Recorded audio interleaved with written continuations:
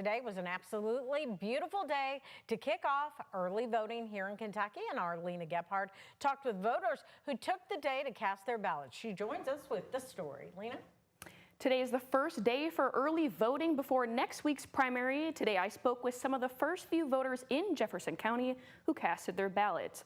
Rather than who they voted for, they all mentioned how important it is to show up to the ballot box.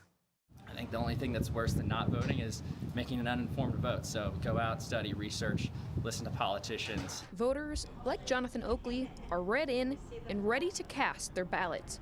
Today, no excuse early voting begins in Jefferson County. With just 1 week to go until Kentucky's primary election, voters can now cast their ballots at one of 24 early voting locations across the county. Some first-time early voters here on U of L's Shelby campus say they made time on their lunch break. It went smooth. We were real easy, no line, no anything. Just walked in, they pointed me in the right direction, gave me my ballot. I was done. Registered voters can cast their ballots for any candidate in their political party. This primary will be the first in Jefferson County history to allow independent voters to cast their ballots too.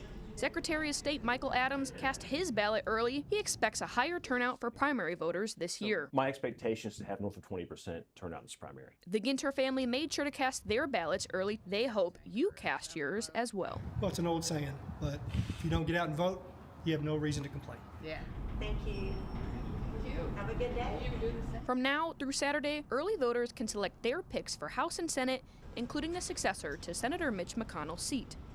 Local races include mayor, some Metro Council districts, and county offices like clerk and sheriff. Don't take any chances. It's a beautiful day. Go vote today, or vote tomorrow or Saturday. But Jonathan Oakley penciled in his picks before heading out of town. He hopes other young voters come out too. I want to see more young people. I think there's a lot of apathy for my generation, people who don't care or they don't think that their vote really makes a difference. And I just want to say that that's not true.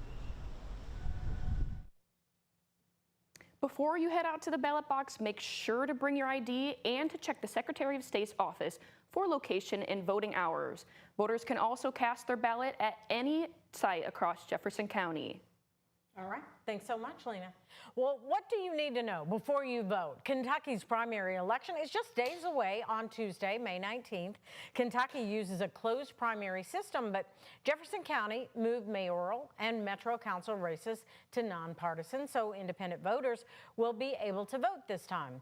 Polls statewide will be open from 6 a.m. until 6 p.m., and anyone in line by 6 will still be allowed to vote. Voters must bring a valid photo ID, as Lena told us. Well, now, what exactly is on the Kentucky ballot? Voters will see several major races on the ballot this year, including Louisville mayor, county clerk, sheriff, county attorney, and multiple Metro Council seats. Across the state, voters will weigh in on races for U.S. Senate, and every seat in the Kentucky House is up for election. 19 Kentucky Senate seats are also up this year. One of the highest profile races is Kentucky's open U.S. Senate seat, of course, currently held by Mitch McConnell. The primary field is crowded on both the Republican and Democratic sides as candidates compete for a spot in the general election. Today, the state attorney general is reminding voters how to report suspected election fraud. Attorney General Russell Coleman says voters can call the state's election fraud hotline at 800-328-VOTE or submit concerns online. The hotline will be staffed live on Election Day from 6 a.m. until 7 p.m. Coleman says more than 100 suspected fraud complaints have been reported across Kentucky this year. After the election, 12 counties will also be randomly selected for additional review.